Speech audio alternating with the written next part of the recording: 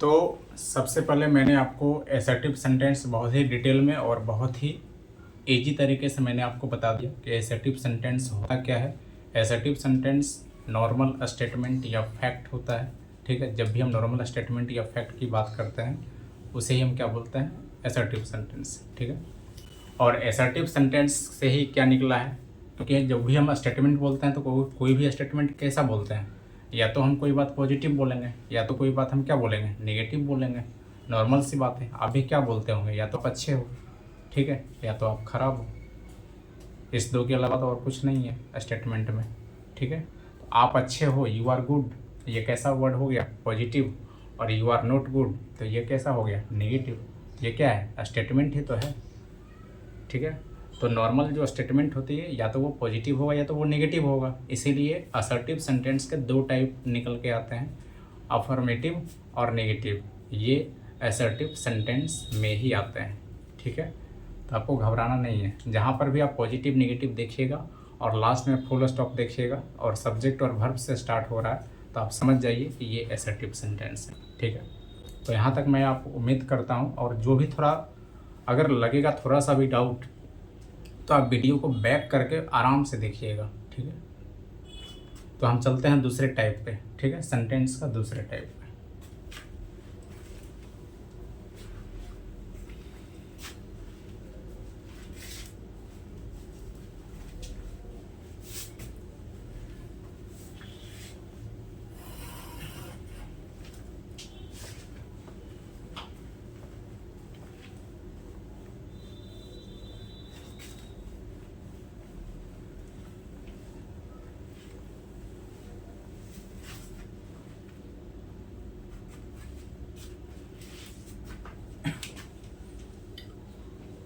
दूसरा जो टाइप मैं आपको पढ़ाऊंगा ये है इंटेरोगेटिव सेंटेंस। Interrogative sentence.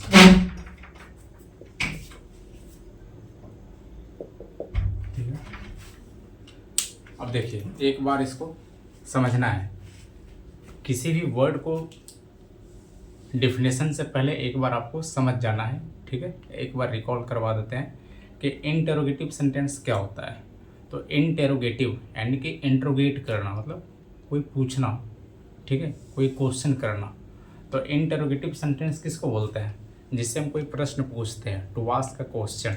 ठीक है, तो अगर आपसे भी कोई पूछे कि इंटेरोगेटिव सेंटेंस क्या होता है, तो आपको सिंपल जवाब देना है, टू आस्क ए क्वेश्चन। जिससे प्रश्न पूछा जाता है उसे ही हम क्या बोलते हैं, इंटेरोगेटिव सेंटेंस। ठीक है, और इंटेरोगेटिव सेंटेंस में जो होता है वो वर्ब पहले होता है, वर्ब के बाद ही सब्जेक्ट होता है। ठीक है, इंटेरोगेटिव सेंटेंस में वर्ब पहले होता है, पहले सब्जेक्ट नहीं होगा, इस चीज़ को याद रखना। ठीक है, इंटेरोगेटिव सेंटेंस में पहले वर्ब होता है, उसके बाद सब्जेक्ट होता है, और लास्ट में क्या होता है, क्वेश्चन मार्क। ठीक है, तो मैं आपको लिख के बता देता हूँ। ठीक है, इंटेरोगेटिव का डिफिनेशन क्या हो गया। अगर आपसे कोई पूछेगा तो आपको बोलना है to ask a question. To ask a question, to ask a question, जिससे प्रश्न पूछा जाता है। ठीक है, जिससे प्रश्न पूछा जाता है उसे हम क्या बोलेंगे, इंटेरोगेटिव सेंटेंस। तो इंटेरोगेटिव सेंटेंस किसको बोलते हैं, जिससे हम लोग प्रश्न पूछते हैं, कोई भी प्रश्न हो। जैसे हम कहेंगे डू यू ईट, क्या तुम खाते हो। आर यू सिंगिंग, क्या तुम गा रहे हो। वेयर डू यू लिव, आप कहाँ रहते हो। ठीक है, जैसे मैंने आपको पूछ दिया, ठीक है, कि वेयर डू यू लिव, आप कहाँ रहते हो। ठीक है, हाउ डू यू सिंग, आप कैसे गाते हो। ये क्या कर रहे हैं, क्वेश्चन ही तो कर रहे हैं। नहीं, व्हाट्स योर नेम, तुम्हारा नाम क्या है, ये क्या कर रहे हैं, क्वेश्चन ही तो कर रहे हैं। तो ये सारे क्या हो गए, कैसे सेंटेंस हो गए, इंटेरोगेटिव सेंटेंस हो गए। ठीक है, तो इंटेरोगेटिव सेंटेंस किसको बोलता है, जिससे प्रश्न पूछा जाता है और लास्ट में क्या होता है, क्वेश्चन मार्क होता है। ठीक है, लास्ट में क्या होता है, इसको साइड से लिख लीजिएगा। इसका जो साइन होता है लास्ट में क्या होता है, ये क्वेश्चन मार्क होगा। ठीक है, इस साइन को याद रखना है। तो इंटेरोगेटिव सेंटेंस ये भी दो प्रकार के होते हैं। ठीक है, इंटेरोगेटिव सेंटेंस क्या होता है, ये भी कितने प्रकार के होते हैं, दो प्रकार के। ठीक है, एक होता है शॉर्ट और एक होता है लॉन्ग। ठीक है। एक शॉर्ट क्वेश्चन होता है और एक क्या होता है, लॉन्ग क्वेश्चन। ठीक है। तो जब भी हम प्रश्न पूछते हैं तो दो तरीके से प्रश्न पूछा जाता है इंग्लिश में। या तो हम प्रश्न पूछ सकते हैं शॉर्ट में, तो शॉर्ट क्वेश्चन जो होगा उसका रिप्लाई हमेशा यस या नो में ही आएगा। ठीक है। आपसे अगर कोई पूछे डू यू रीड, तो आप क्या बोलोगे, यस या नो में ही रिप्लाई दोगे। ठीक है। यस, हाँ मैं पढ़ता हूँ। क्या तुम पढ़ते हो, डू यू रीड, तो हाँ पढ़ता हूँ तो बोलेगा यस आई रीड। नहीं पढ़ता हूँ तो नो आई डोंट। ठीक है, इतना बोल सकते हो, नहीं मैं नहीं पढ़ता हूँ। ठीक है। या सिर्फ यस या नो से भी काम चला सकते हो। ठीक है। तो जब आप यस या नो में रिप्लाई कर रहे हो तो आप समझ जाओ आप शॉर्ट क्वेश्चन का ही आंसर दे रहे हो। ठीक है। और जब आप यस या नो में रिप्लाई नहीं कर पाओगे तो आप समझ जाना ये क्या हो रहा है, लॉन्ग क्वेश्चन जा रहा है। ठीक है। इस चीज़ को समझना है बहुत ही बारीकी से। यही सब तो है बेसिक, यही सब चीज़ जो है बेसिक नहीं मिल पाता है। ठीक है। और यही सब बेस पे हम काम करने आए हैं। ठीक है कि नहीं, बच्चा को यही सब चीज़ नहीं मिल पाता है। ठीक है। और हम इसी सब चीज़ को क्या करेंगे, बहुत ही बारीकी से क्या करेंगे, समझाएंगे। ठीक है। आपको सिर्फ मन लगा के पढ़ाई करना है और कुछ भी नहीं। ठीक है। तो इंटरोगेटिव सेंटेंस भी दो टाइप से होते हैं, एक होता है शॉर्ट क्वेश्चन, एक होता है लॉन्ग क्वेश्चन। ठीक है। तो शॉर्ट क्वेश्चन में मैंने क्या बताया, सबसे पहले इंटरोगेटिव सेंटेंस में क्या होता है, वर्ब पहले आता है उसके बाद सब्जेक्ट आता है। ठीक है। तो शॉर्ट क्वेश्चन में भी क्या होगा, शॉर्ट क्वेश्चन में क्या होगा, पहले वर्ब होगा। ठीक है। पहले वर्ब होगा, उसके बाद क्या होगा, सब्जेक्ट होगा, तब क्या होगा, कॉम्प्लीमेंट होगा। कॉम्प्लीमेंट मतलब जो उस वाक्य को कंप्लीट करेगा। ठीक है। तो कॉम्प्लीमेंट में क्या आएगा, या तो नाउन आएगा या तो एडजेक्टिव आएगा। ठीक है। विदाउट टेंस में, यानी कि जो टेंस का नहीं, जो टेंस वाला वाक्य नहीं होता है उसमें पहले वर्ब आएगा, उसके बाद सब्जेक्ट आएगा, उसके बाद क्या आएगा, कॉम्प्लीमेंट आएगा। और कॉम्प्लीमेंट में क्या होगा, कॉम्प्लीमेंट में या तो नाउन होगा या तो एडजेक्टिव होगा।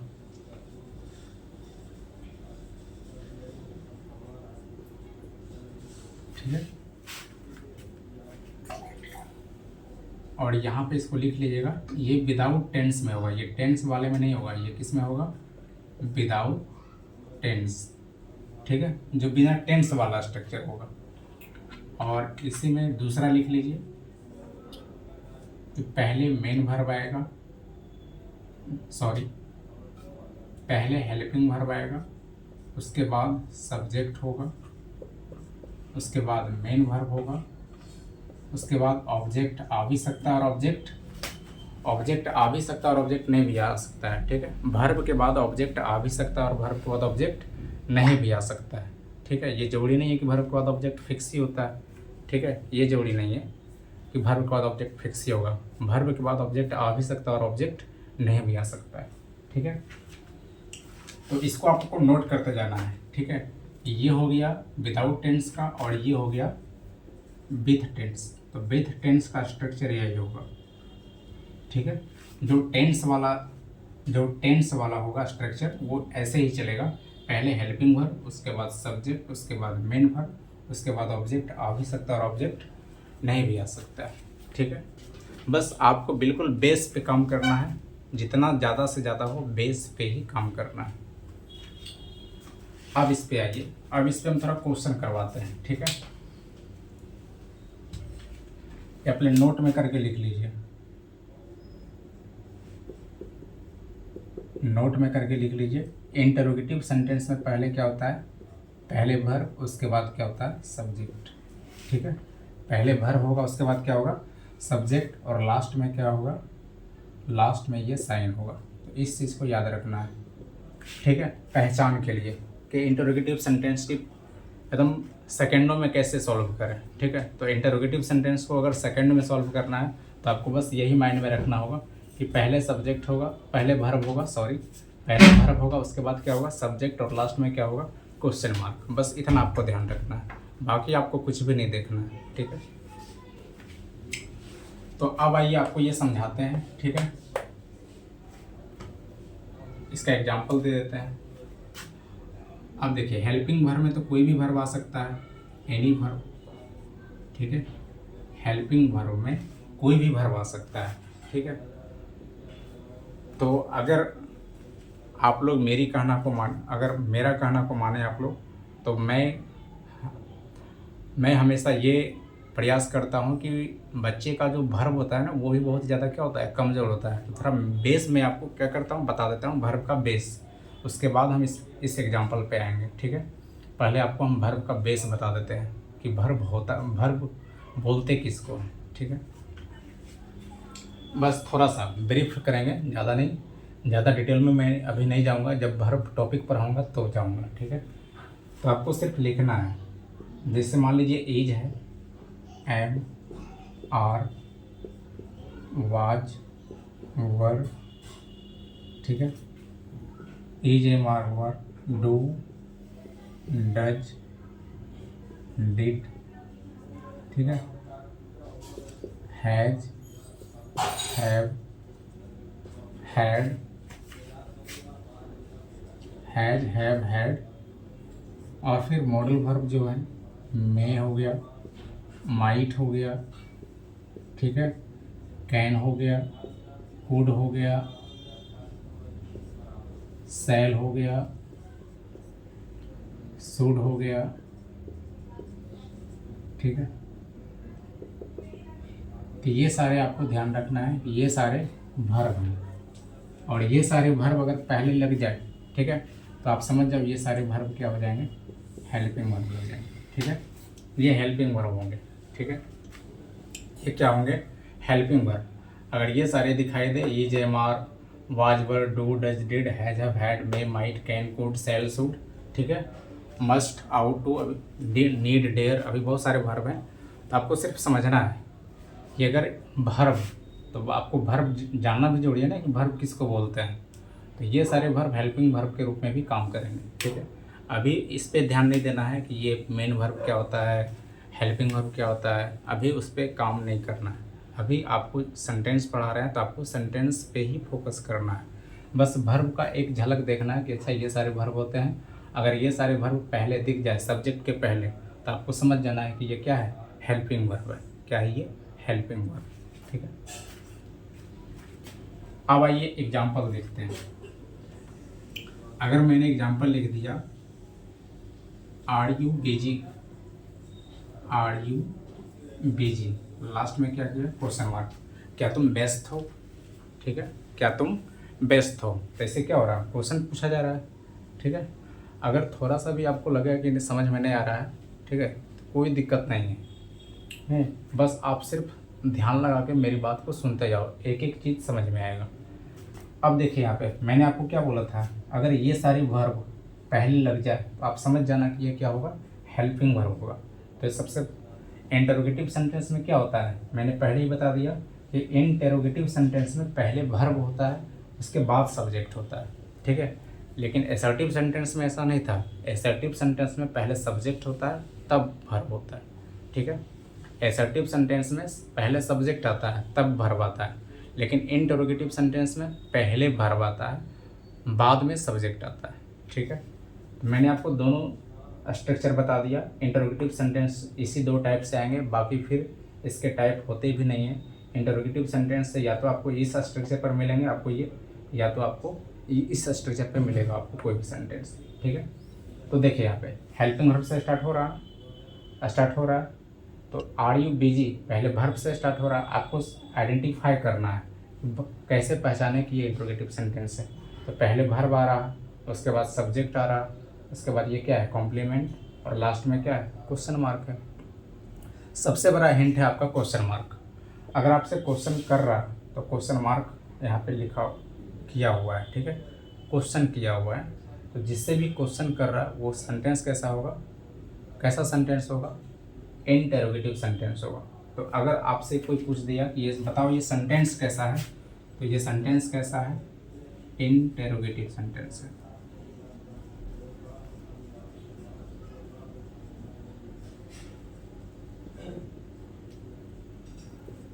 ठीक है।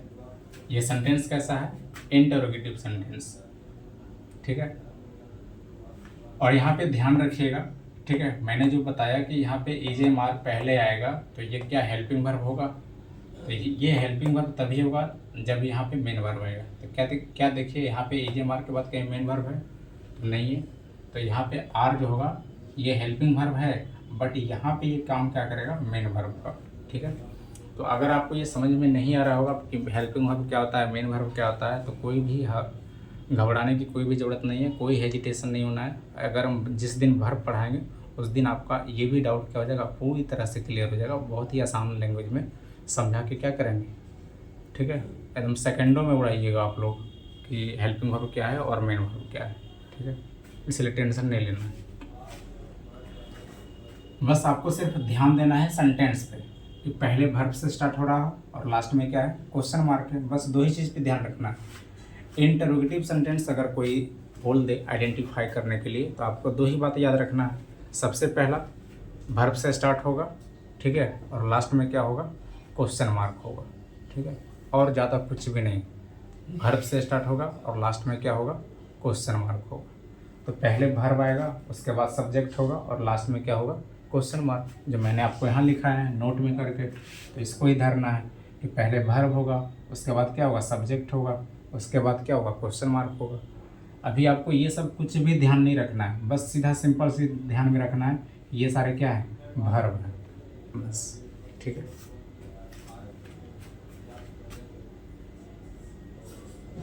जैसे मैंने डू यू लाइक मी, क्या आप मुझे पसंद करते हो, तो क्या है, डू है, पहले वर्ब हो गया, उसके बाद लास्ट में क्या हो गया, पहले वर्ब उसके बाद सब्जेक्ट। तो पहले वर्ब किस में आता है, तो इंटरोगेटिव सेंटेंस में आता है, और लास्ट में क्या है, क्वेश्चन मार्क है।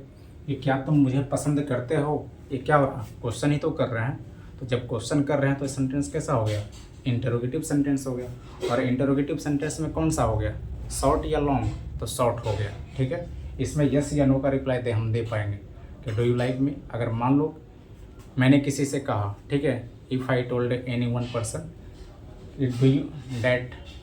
डू यू लाइक मी, तो क्या होगा, या तो उधर से आंसर क्या आएगा, या तो यस का रिप्लाई आएगा या तो नो का रिप्लाई आएगा। ठीक है, तो शॉर्ट क्वेश्चन में या तो यस का रिप्लाई आएगा या तो नो का रिप्लाई आएगा। तो जिसमें यस या नो का रिप्लाई आप दे पा रहे हो तो आप समझ जाओ, ऑटोमेटिक आपको समझ जाना है कि ये सेंटेंस कैसा होगा, इंटेरोगेटिव सेंटेंस होगा। ठीक है, और ये हम आपको जब वर्ब टेंस पढ़ाएंगे तो पता चलेगा कि ये हेल्पिंग वर्ब है और ये मेन वर्ब है। ठीक है, आपको अभी वर्ब पे फोकस नहीं करना है, बस ये सिर्फ समझना है। एक और एग्जाम्पल लेते हैं, does she read a book, क्या हुआ, किताब पढ़ती है। ठीक है, तो इसमें भी देखिए वर्ब से स्टार्ट हो रहा, वर्ब से स्टार्ट हो रहा, और वर्ब के बाद क्या है, सब्जेक्ट। तो पहले वर्ब किस में आता है, इंटरोगेटिव सेंटेंस में, उसके बाद क्या होगा, सब्जेक्ट। तो जिसमें पहले वर्ब आ जाए और उसके बाद सब्जेक्ट है और लास्ट में क्वेश्चन मार्क रहे, ये कैसा सेंटेंस होगा, इंटरोगेटिव सेंटेंस।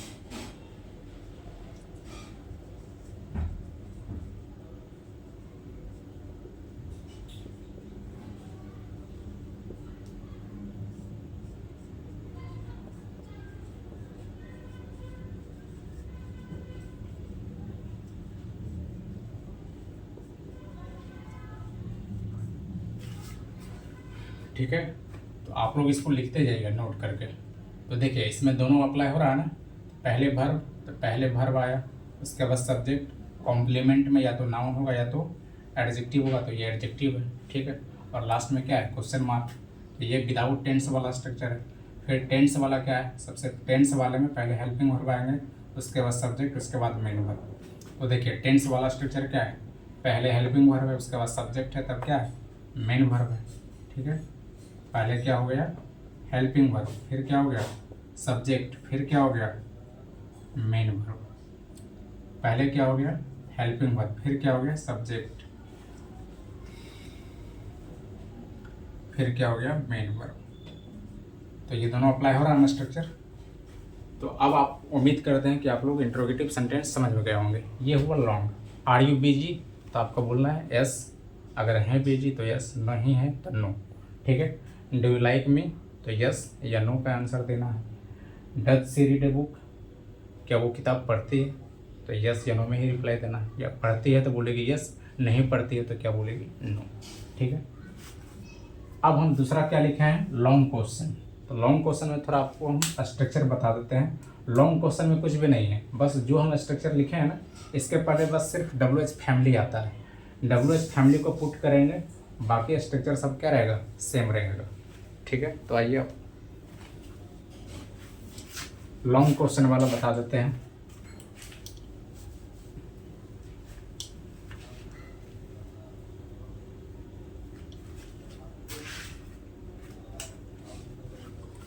लॉन्ग क्वेश्चन में कुछ नहीं करना है, स्ट्रक्चर सबका सेम रहेगा। लॉन्ग क्वेश्चन में सिर्फ क्या आएगा, WH फैमिली आएगा। When, what, where, how, why. ठीक है, ये सब वर्ड आएंगे। उसके बाद इसका क्या होगा, ठीक है, ये सारे वर्ड में से कोई भी वर्ड आ सकता है। ठीक है, कब, क्या, कैसे, न, क्यों, किसे, कहाँ, तो ये सारे वर्ड आएंगे। तो ये क्या होंगे, ये WH फैमिली हो गया। ये सारे वर्ड को क्या बोलते हैं, WH फैमिली। तो जहाँ पे WH फैमिली आ गया, ठीक है, जब तक WH फैमिली नहीं है वो आपका क्वेश्चन कैसा होगा, शॉर्ट क्वेश्चन। और जैसे ही WH फैमिली आ गया तो आप समझ जाओ ये कैसा क्वेश्चन है, लॉन्ग क्वेश्चन है। यानी कि इसमें हम चाह के भी यस या नो में आंसर नहीं दे पाएंगे, इतना आपको याद रखना है। ठीक है, कि शॉर्ट क्वेश्चन में हम यस या नो में रिप्लाई दे पाएंगे आसानी से, लेकिन लॉन्ग क्वेश्चन में यस या नो का रिप्लाई हम चाह के भी नहीं दे पाएंगे। ठीक है, इसलिए इसको बोलते हैं WH फैमिली। WH फैमिली जैसे ही लगता है ये क्वेश्चन कैसा हो जाता है, लॉन्ग हो जाता है। ठीक है, बाकी स्ट्रक्चर सब सेम रहेगा। अब देखिए स्ट्रक्चर क्या लगेगा, WH फैमिली आ गया। और इंटरोगेटिव सेंटेंस में क्या होता है, पहले वर्ब आता है तो पहले वर्ब लिख दीजिए। उसके बाद क्या होगा, सब्जेक्ट होता है। उसके बाद क्या होगा, कॉम्प्लीमेंट, तो कॉम्प्लीमेंट लिख दीजिए। ठीक है, और लास्ट में क्या होगा, क्वेश्चन मार्क। ये क्या इसमें आएगा, विदाउट टेंस में आएगा। विदाउट टेंस वाला जो स्ट्रक्चर होगा ना, वो ये फार्मूला पे लगेगा। ठीक है, और जो टेंस वाला होगा उसमें क्या होगा, बस सेम चीज़ देना है, जो यहाँ लिखे हैं वही देना है, हेल्पिंग वर्ब। उसके बाद फिर क्या देना है, सब्जेक्ट। फिर क्या देना है, मेन वर्ब। और फिर क्या देना है, ऑब्जेक्ट आ भी सकता है और ऑब्जेक्ट नहीं भी आ सकता है। ठीक है, तो ये क्या हो गया, विथ टेंस। यानी कि टेंस वाला स्ट्रक्चर में ये अप्लाई होगा। ठीक है, तो करना कुछ भी नहीं है, जहाँ पे सिर्फ इसमें WH फैमिली आ गया, तो WH फैमिली आ गया तो क्या हो गया, ये कैसा क्वेश्चन हो गया, लॉन्ग क्वेश्चन हो गया। और जैसे ही हम WH फैमिली को रिमूव करेंगे, मान लीजिए यहाँ पे WH फैमिली नहीं है, तो ये क्या हो गया, शॉर्ट क्वेश्चन हो गया। ठीक है, अब एग्जाम्पल से आप लोग समझ जाइए। ठीक है,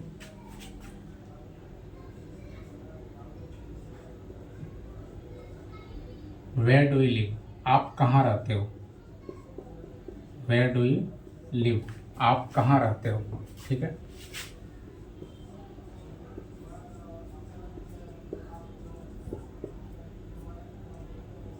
क्या आप खाते, नहीं, ये तो क्या हो गया, ये हो गया शॉर्ट क्वेश्चन। ठीक है, शॉर्ट क्वेश्चन आपको नहीं देना है ना।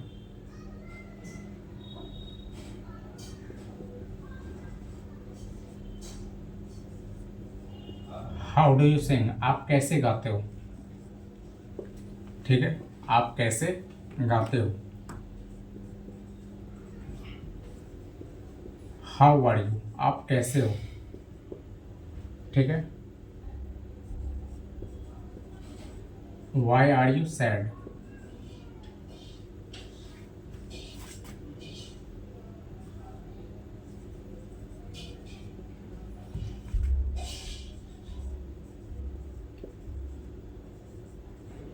whom do you like.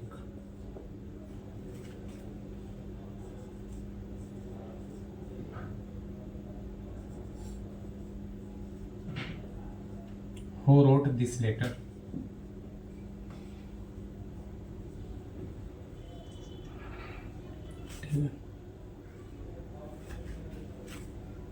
समझ गए।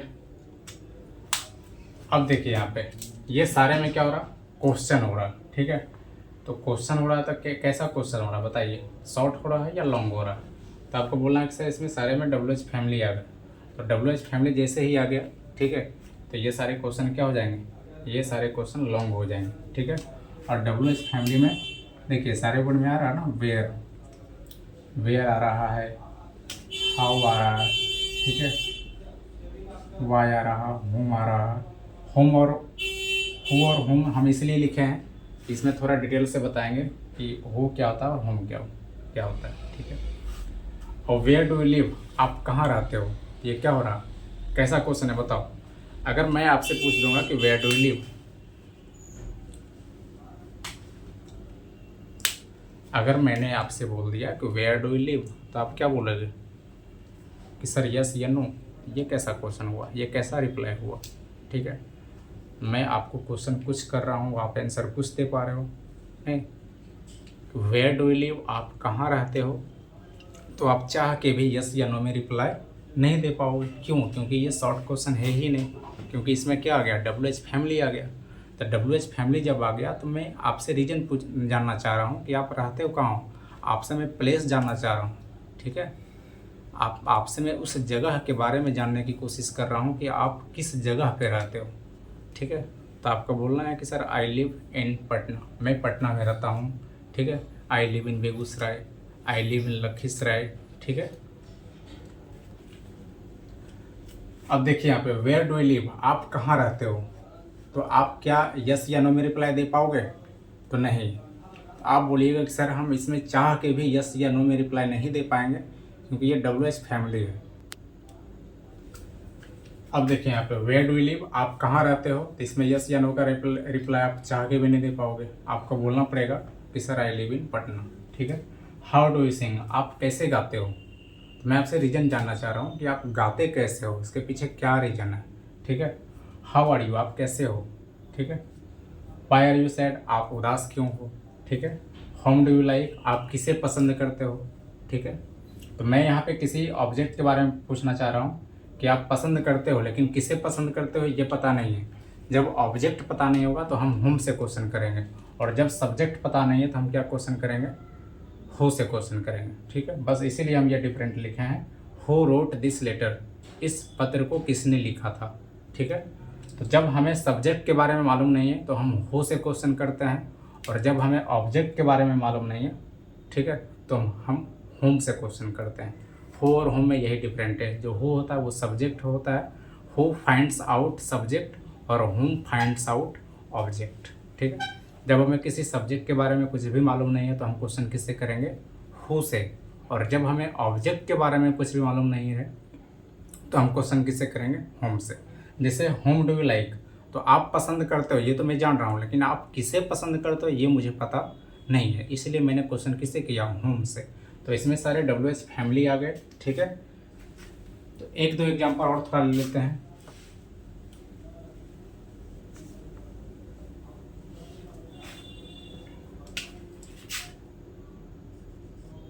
जैसे when do you get up, when do you get up, आप कब जगते हो, ठीक है। मैंने आपसे पूछा कि आप कब जगते हो, तो आपको बोलना है sir I get up 4 o'clock, I get up 9 o'clock, ठीक है। तो ये क्या कर रहे हैं, क्वेश्चन ही तो पूछ रहे हैं। तो जिसमें भी WH फैमिली आ गया तो आप समझ जाइए लॉन्ग क्वेश्चन है, और लास्ट में क्या है, क्वेश्चन मार्क। तो फाइनली आपको यहाँ पे कुछ भी नहीं करना है। अगर आपको वर्ब नहीं पता है कि हेल्पिंग वर्ब क्या होगा सब्जेक्ट में, आपको कुछ भी नहीं पता, उससे आपको कुछ भी मतलब नहीं रखना है, ठीक है। आपको बस सिर्फ ये ध्यान रखना है कि इंटरोगेटिव सेंटेंस से क्वेश्चन पूछा जाता है, और इसमें पहले वर्ब आता है, उसके बाद सब्जेक्ट होता है। इतना तो आपको मालूम हो गया होगा, जितने भी मुख्य वर्ब थे मैंने लिख दिया, ठीक है। तो उतना में आपको हिंट लग जाएगा कि ये पहले वर्ब है। इंटरोगेटिव सेंटेंस में पहले वर्ब आता है, उसके बाद सब्जेक्ट होता है, उसके बाद लास्ट में क्या होता है, क्वेश्चन मार्क। क्वेश्चन मार्क रहेगा ही रहेगा, ठीक है, क्योंकि हम क्वेश्चन पूछ ही रहे हैं।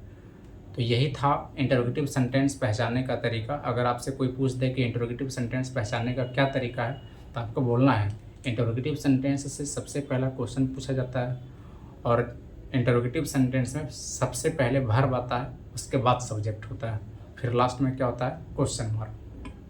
ठीक है, तो आज हम इस टॉपिक को यही करते हैं एंड, और फिर अगले जो इसका जो पार्ट है हम अगले वीडियो में बनाएंगे। ठीक है, और अगर हमारा प्रयास आपको अच्छा लग रहा होगा तो आपसे मैं फिर से रिक्वेस्ट करता हूँ कि आप ज़्यादा से ज़्यादा इस वीडियो को क्या करें, लाइक करें, शेयर करें और अपने दोस्तों को भी बताएं कि हाँ, इस प्लेटफॉर्म पे बेसिक से सारी चीज़ों को बहुत ही अच्छे ढंग से क्या किया जा रहा है, पढ़ाया जा रहा है। और कहीं भी अगर त्रुटि हो बोलने में, हो सकता है, मनुष्य हैं, कुछ भी हो सकता है, मनुष्य से गलती होता ही है, ऐसा नहीं है कि हम भगवान हैं।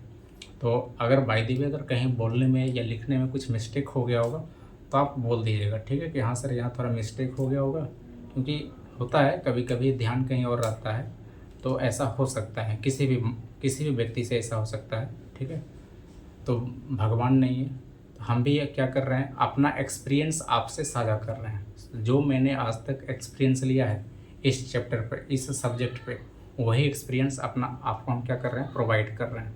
और बहुत ही आपसे हम प्रॉमिस करेंगे कि बहुत ही बेहतरीन से ही प्रोवाइड करेंगे। ठीक है, ऐसा नहीं है कि हम यहाँ पे समय काटने आएंगे। ठीक है, और आपको देख के लग भी गया होगा कि हाँ, बेसिकली सर यहाँ पे समय काटने नहीं आए हैं, हम लोगों को अच्छे कंटेंट और अच्छे मार्गदर्शक देने के लिए ही आए हैं। जितने भी अच्छे मार्गदर्शन, गुरु का काम क्या होता है, एक टीचर का काम, क्योंकि मैं तो अगर आपको पढ़ा रहा हूँ तो आप लोग, आपके लिए मैं टीचर हूँ।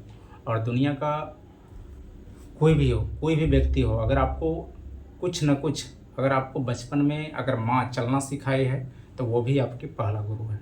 ठीक है, अगर आपके पिताजी आपको कुछ भी अगर सिखाए हैं तो सबसे पहला जो जीवन का जो गुरु होता है ना, टीचर होता है ना, वो माँ बाप ही होते हैं। उसके बाद जो भूमिका होती है ना, उसके बाद जो कॉम्पिटिटिव एग्ज़ाम या जिस वजह से आप वहाँ तक पहुँचते हैं, वो आपके गुरु होते हैं। ठीक है, तो एक टीचर होते हैं। तो आपको दुनिया में ऐसा नहीं मानना है कि हर एक आपसे हो सके उम्र में छोटा हो, लेकिन नॉलेज आपसे ज़्यादा जान रहा, तो लेने में क्या है। अगर मान लीजिए हमसे कोई बड़ा है, ठीक है, सपोज डेट मैं 29 ईयर्स का हूँ, तो 29 ईयर्स से नीचे भी अगर कोई देख रहा है तो उससे भी क्या होगा, प्रॉफिट होगा। ठीक है, ये घमंड वाली बात नहीं होनी चाहिए कि ये हमसे छोटा है या बड़ा है, कोई भी हो। अगर हमसे छोटा है, मैं तो यहाँ तक कहता हूँ, अगर आप हमसे छोटे हो तो मैं, और नॉलेज अगर हमसे ज़्यादा है तो मैं उस नॉलेज को लेने के लिए 100% क्या करूँगा, कोशिश करूँगा। क्योंकि नॉलेज लेना, ठीक है, और देना, ये बड़ा छोटा का मैटर नहीं करता है। एक नॉलेज ही तो ऐसा है जो छोटा से भी हम ले सकते हैं और बड़ा से भी ले सकते हैं। ठीक है, तो इस चीज़ को आप लोग ख्याल रखिएगा। बस आपको ये सब चीज़ों से हटकर सिर्फ ध्यान कहाँ देना है, पढ़ाई पे ध्यान देना है कि मुझे अच्छा से अच्छा क्या मिले, पढ़ाई मिले, अच्छा से अच्छा कंटेंट मिले। और बेसिक क्या हो, बहुत ही बेसिक क्या होना चाहिए, बहुत स्ट्रांग होना चाहिए। और मैं बेस पे ही सबसे ज़्यादा काम करने आया हूँ। ठीक है, और अगर आप किसी भी चीज़ का कॉम्पिटिटिव एग्ज़ाम की तैयारी कर रहे हो, अगर आज हम भी जिस पड़ाव पे आज हम भी हैं, अगर मुझे भी अगर कुछ भी नहीं होगा तो वही एक प्रोवर्ब है, मैं हमेशा इस चीज़ को लेके चलता हूँ। ठीक है, और आई ऑलवेज थिंक पॉजिटिव, मैं हमेशा पॉजिटिव ही सोचता हूँ, नेगेटिव तो खैर आने ही नहीं देता हूँ। ठीक है, पॉजिटिव ये सोचना है कि अगर ज़िंदगी में कुछ भी नहीं होगा, ठीक है, तो तजुर्बा तो ज़रूर होगा। ज़िंदगी में कुछ हो या ना हो, ठीक है, तो फिर से आपको हम रिपीट कर रहे हैं कि ज़िंदगी में कुछ हो या ना हो, ठीक है, तजुर्बा ज़रूर होगा।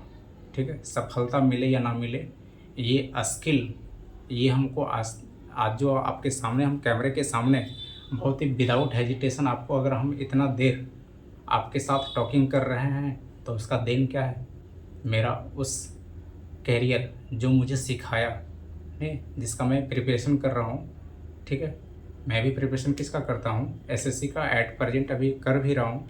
ठीक है, और मैंने उस 10 साल में प्रिपरेशन में मैंने ये महसूस किया कि जिस तरीके से मेरा बेसिक कमज़ोर था, मैंने बेस पे काम किया, तो वैसे ही मैंने ये फील किया कि हर एक बच्चा ऑनलाइन आके कुछ भी समझ नहीं पाएगा। डायरेक्ट अगर ऑनलाइन में आ जाएगा तो वो कुछ भी नहीं समझ पाएगा। तो उसे क्या ज़रूरत है, उसे ज़रूरत है बेस का। और बेस जो होता है वो आपके कोई भी पेरेंट्स भी हो सकते हैं, कोई भी, अगर आपके घर में कोई एजुकेटेड पर्सन है, कोई भाई हो बहन हो, तो ही आपका बेस मजबूत हो सकता है। अन्यथा अब अगर चाहिएगा कि ऑनलाइन में आके यूट्यूब पे आके हम बेस मजबूत कर लें, तो ये अधिकांश चैनल पे बेस नहीं मिलता है। और इतने बेसिक ढंग से जैसे मैं अभी पढ़ा रहा हूँ, ये बेस तो कदापि नहीं मिलता है। ठीक है, तो मैंने यही सोचा कि बेस अगर मजबूत करना है ना, तो एक अच्छे प्लेटफॉर्म की शुरुआत करें कि बच्चा क्या हो, बेस पर क्या हो, पकड़ बनावे, और मेरा भी क्या होगा, रिवीजन होगा। ठीक है, और बेस पे पकड़ बनाना है क्या है, किसी भी विषय में सबसे बड़ा इम्पोर्टेंस आता है बेस। अगर बेस मजबूत है तो आपका हर चीज़, हर राह क्या होता जाएगा, आसान होता जाएगा। इसीलिए मैंने सोचा कि चलो एक प्लेटफॉर्म स्टार्ट किया जाए और अपना एक्सपीरियंस 100% जो भी एक्सपीरियंस है, मैं 4-5 साल से ऑफलाइन पढ़ा भी रहा हूँ, ऐसा नहीं है कि नहीं पढ़ा रहा हूँ। तो बच्चे का मैंने यही देखा है कि बच्चे का बेस जो होता है ना, बहुत ज़्यादा कमज़ोर होता है, बहुत ज़्यादा, जिस लेवल पे हम सोच भी नहीं सकते हैं उससे भी ज़्यादा कमज़ोर होता है। ठीक है, तो मैंने यही समझा कि जो बच्चा ABCD भी नहीं पढ़ा है ना, उसको मैं ABCD भी पढ़ा के जीरो से हीरो बना सकता हूँ, उतना तो एक्सपीरियंस अब हमें आ गया है। ठीक है, और जो बच्चा जीरो है, मैं उसी को हीरो बनाने की कोशिश भी करता हूँ, क्योंकि जो हीरो है तो वो तो ऑलरेडी हीरो है।